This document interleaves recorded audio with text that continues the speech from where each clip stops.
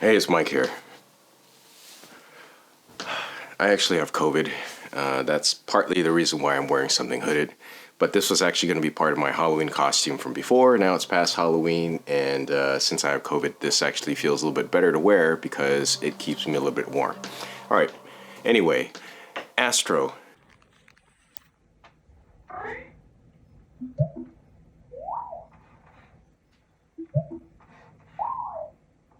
There's so many things that I really like about Astro, but there are definitely some deal breakers. Right now, I have reset Astro again. This is the third time I've reset Astro in the 2+ months that I've had it. And here's why. There is something very, very wrong about the way it handles maps and the maps of your home. So the problem that I have is that if I move the charger, the home base location for it to go back to, if I move it somewhere and it cannot find or save the location because it thinks it's out of bounds, there's no way around that. They have an option to delete the map, but if you delete the map, no matter what I try to do, I can't have it set up a new charger location. So the only way to do and solve this problem, unfortunately, and I talked to Amazon Astro customer service, is to actually do a full reset of Astro. So that's what I did right now. It's running around, actually apparently knocking a few things over. Give me a second, be right back. Okay, so I'm back. Now, I still believe that Astro is the best home robot that you can get. This is the closest thing that you're going to get to something like an R2-D2, anywhere close to the price right now. So on launch, it's going to be like $1,498. If you request the invite, and I have a link down below where you can do this, it's directly on Amazon. If you are lucky enough, they will send out an invite to you for you to go ahead and take Astro home and give Astro a trial. It's $1,000, and that is still quite pricey. Let's be fair here. This is, this is something that no one else has really attempted to do in this price range. And, it takes a really big corporation to produce something like this to even try to make a profit on it. And my feeling is Amazon's really not making a profit really at all on Amazon Astro, even if they sell it for the $1,500 price point. There's a whole bunch of research and development that needs to go into something like this. It takes years to develop. In fact, they announced this back in 2021. It took over a year before I even got my invite, and so now I have it in 2 months. So for anybody who's a Star Wars fan, I think this is as close as you can get to R2-D2. It has some of the sounds and mannerisms that kind of remind me of something that you would have expected back from Star Wars, which came out in the late 1970s, right? And this is coming close. My biggest problem is that there's no good artificial intelligence with it. I believe it sends all this information, of course, back to Amazon. Amazon processes it on their servers, sends it back out, and it gives it a lot of limitations and potentially a lot of new features that are coming up in the future. So since I've had it, there have been some updates that have gave it some new features that I suppose a lot of people could find useful, particularly for business owners or people who are, leaving out of town and maybe they left the door open, or maybe they left the stove on, or maybe they have pets that they need to keep an eye on.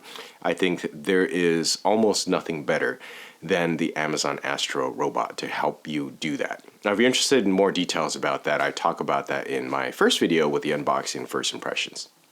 So I'm going to talk about some gripes with it, okay? So out of the box, this is not going to be something that's super easy to set up for just anybody. You kind of have to be sort of tech savvy, and you kind of have to want to deal with certain quirks and issues with the robot. You're going to have to be able to download an app. You're going to have an Amazon account. You're going to have to be able to give up a little bit of your privacy, because if you don't, there's not a whole lot that you can do unless you agree to the terms and conditions. A lot of the processing power is on the unit, but it does send a lot of the stuff back out to the cloud for the final processing, including, generation and updating of maps, etc. It's not an all-in-one self-contained unit. I think if this were something that were going to be an all-in-one self-contained unit, you're going to look at maybe $5,000 or more, and probably not going to get the support of a big multi-billion-dollar company that Amazon is. Maybe it's $1 trillion company right now. I'm not sure. They're huge, right? So even with that said, trying to get support for the Astro seems to be relatively only okay in that, they don't You can't really talk to engineers specifically. You only talk to level 1 tech support, and never goes past beyond that, because anything that you have an issue with will stop right at the point where you do a full-on factory reset. All right, you do a full-on factory reset, everything comes back to normal, things get going. Where I have issues is that every time I make an adjustment to the home or location of the charger, if it doesn't sit well, or if I put the charger in a location where it had previously scanned before in the first scan and it thinks that the charger is out of bounds, there's no way it's going to remember where the charger location is. The charger location is very key. That is the home point of which it understands where everything is going, okay, or where everything is at in your home. So if everything relates to that one single point. Now, if I think one of the ways that you can potentially, or that Amazon could potentially solve this issue, is to either through better AI learning or software, which, good luck, it could take a while, and Amazon may abandon the project like they've had in the past for some other projects. Or, if they add some other accessories like beacons around the home, that you can have it try to figure out and triangulate locations based on that. Because the internal GPS mapping is only okay, right? It is completely based on the charger home point. So if your charger home point does not work, forget about mapping the rest of the house. And that's the problem that I'm consistently having over and over again, is its ability to navigate around the house, particularly since there's a lot of dynamic moving parts in my house. I actually have, vacuum robots moving around. I get a lot of shipments coming in, and I put them kind of in a spot where Amazon Astro is at. The charging location that I have is actually an area where I swap out a lot. Things change around a lot in that spot. So that's really killing the productivity gains that I might have actually received with Astro. Now, where it really does its job in weight in gold, I feel, is the home monitoring. Okay, there's nothing else on the market that will go around and do security checkpoints around your house based on a schedule that you set, based on the map locations and the view locations, etc., that you set, so that you can have peace of mind when you're out and about, or when you're out of town, or if you got to leave a loved one at home and maybe they're sick or they need someone to watch over them. You can do that remotely from anywhere using the Amazon Astro app. And that has worked out, fairly well, okay? Assuming that you don't put anything in the way that could disrupt where Astro thinks things are. That's my biggest issue, is the routing. So if you have everything all set, like if you reset and set up your Astro the way your home is, and you move nothing, you don't put anything else in the way, you don't have packages, you don't have groceries blocking anything, you don't have, shoes in the way of something that Astro typically needs to go to, then you won't have any issue. You can easily trip up Astro just by leaving a pair of shoes out in the middle of the hallway and having it run over it over and over again, or getting stuck somewhere. And then when that happens, or if that happens, then Astro cannot go back to the charger. And because it can't go back to the charger, it's going to run out of power in a couple hours. I gotta say, the battery life does not last as long as you would think. And the energy consumption is actually higher than I thought that you would have for a robot. But it's probably because it's got a lot of processing power going on. It's actually kind of weighty and hefty. I think it's close to between 20 and 30 pounds. And, it's got these motors it's got to carry around, and, the big speaker module in there. And it just seems to consume a lot more power than you would think. Okay, and I don't mean like gobs and gobs of power. I'm talking like maybe less than 20 cents of power a day. But what I mean is, when it's not on the charging dock, the countdown is going down. Okay, so it might last maybe an hour or 2 hours off the dock before it's completely dead.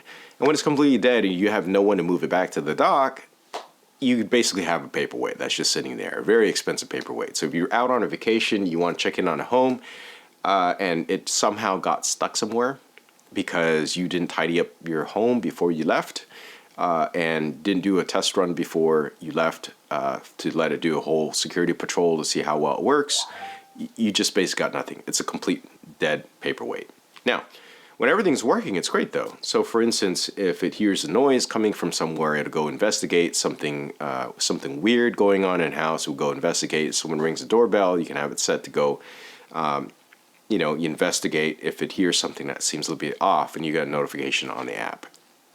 And I think that's pretty awesome. I think that's something that they are going to improve and fix upon, especially since they have recently announced, I think about 2 months ago, that they were going to offer something specifically for small business owners or business owners who, in light of all the crime and criminal activity that's been happening, I guess across the U.S. or even here in California, that it would be able to do patrols and capture video evidence so that you can call the police and send them video evidence to help capture, perpetrators or anything like that, or thieves, any burglars, anything like that.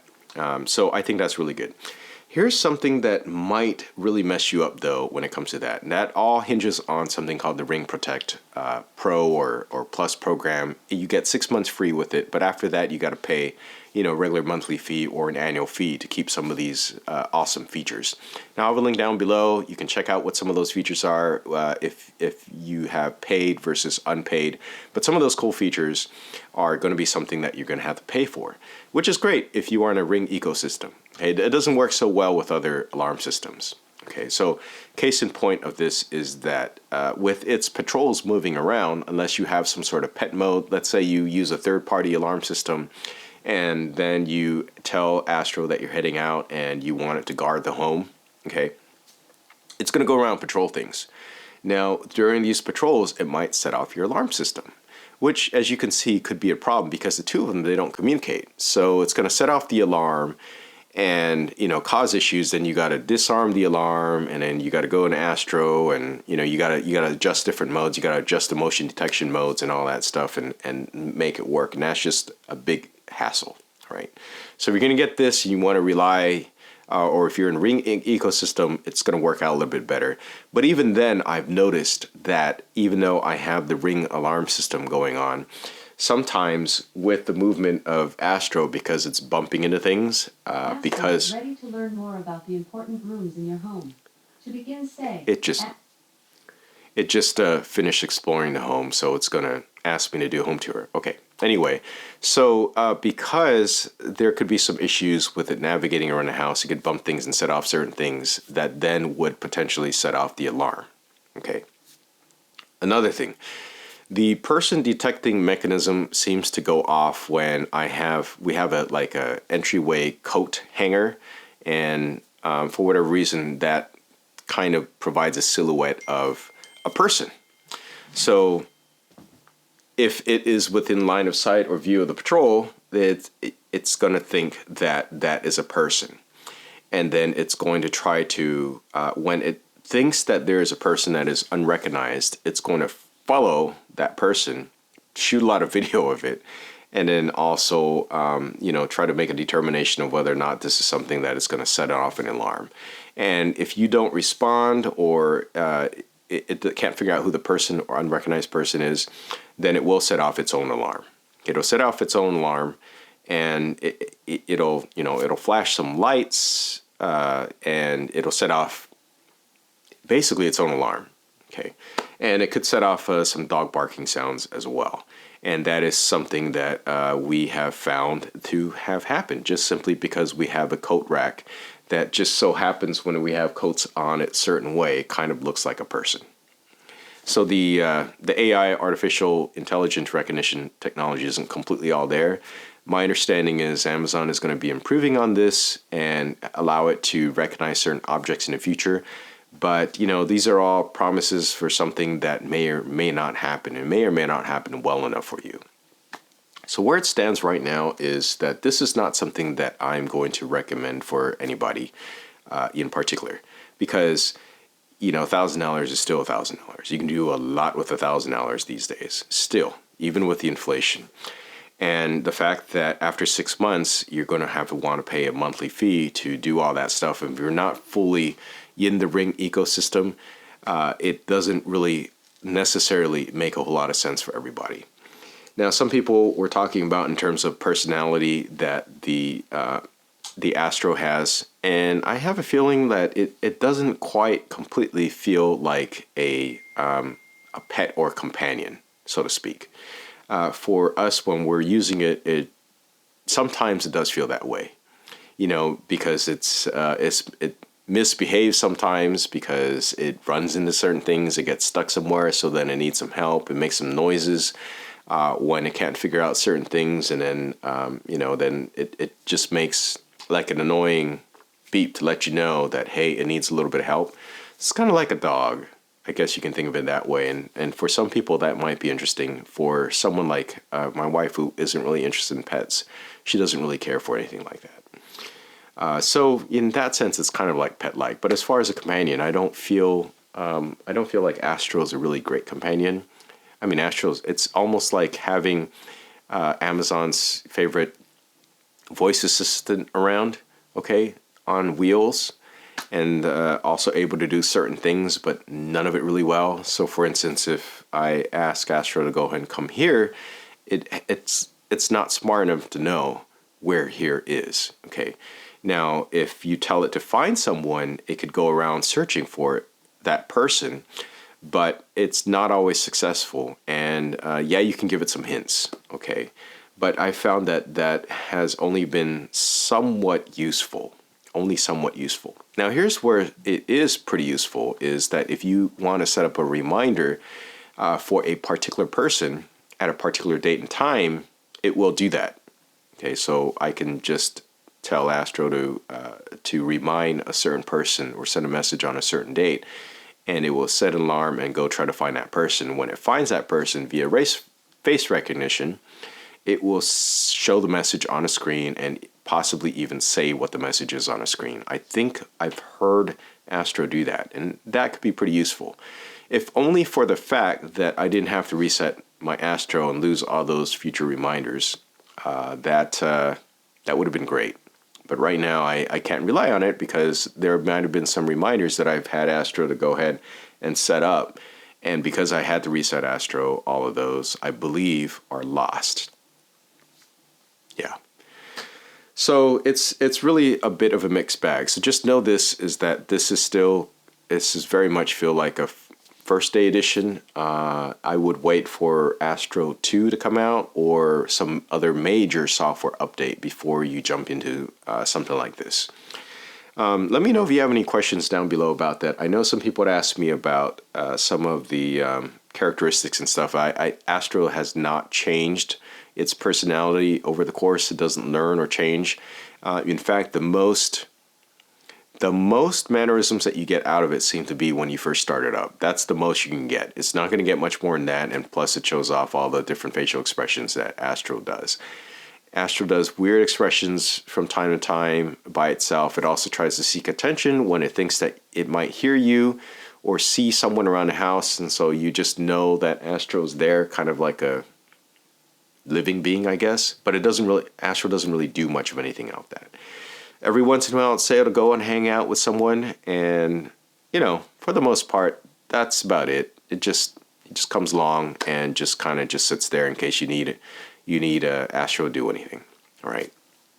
As far as bringing things to people, we haven't used that a whole lot. I suppose it could be useful, but for the most part, it's not something that we used to do anyway. So one thing that I am planning on doing is installing my own little dock in there for a little phone charger so that I could put a secondary phone on there if I need to, just simply because we have multiple phones. And, that's about it, because in the house we have chargers everywhere. And also the battery life on Astro is not so great off of the dock. Now, I tried to get some numbers from an Amazon Astro customer service person. They couldn't tell me much of anything because they themselves don't own an Astro. But they only use it in testing, okay? So it kind of gives you some details about that. Now, one very important thing is that in order for Amazon Astro to improve, every owner or every person needs to go into the help and feedback section and submit feedback. Apparently, that's the only way to communicate with the developers and for them to go ahead and decide, what kind of features to add. Now, when I first got Astro, I think about a week or two later, they asked me what I thought, and you were allowed to fill in some sort of somewhat extensive form to see if there's any features that you would like to add or any other improvements you have. Take that opportunity to type in a lot of things in there, because that seems to be the most comprehensive way to submit feedback to the development group and to Amazon's robotics team. Other than that, it's just through the help and feedback, and really honestly, I don't know if there's going to be anything that can be done to solve that or anytime soon. I submitted feedback 2 weeks, actually last month, about all the pathing issues that I've had with it, and that I would like to be a little bit smarter, more dynamic in its movement, because there's a lot of times when it's moving around, you can clearly see there's a path around something, but it can't figure it out. It's something that an organic organism, let's say like a rat or a cat or a dog, would figure out how to get across something, whereas Astro just simply is not typically smart enough to get around certain close-spaced areas. Okay, so that part is a little bit disappointing. I'm going to have some other frequently asked questions, tips, and tricks on my channel a little bit later, so feel free to check those out. Those are probably going to be little shorts to answer some of your little questions or frequently asked troubleshooting issues, I feel. Now, I know there's a Reddit forum somewhere. I don't know that one. There's a Reddit forum somewhere. I think it's got like 100 and some odd members. You could check that out, see where that is. I'm thinking about providing my own little community for things like Amazon Astro and some things that I talk extensively about on my channel that you might be interested in. So I have a link down below for that too. Feel free to join that community, and that's a direct way to communicate with myself and people who are maybe more passionate about these products, services, or technologies that you typically won't find as extensively as elsewhere. But for that said, I guess one of the big frequently asked questions is, what I think about Astro. And I still have Astro. So there you go. I think Astro is still worth it. All right, that's it for this video. Please give a like, subscribe for more, and I'll catch you next one. Thanks for watching.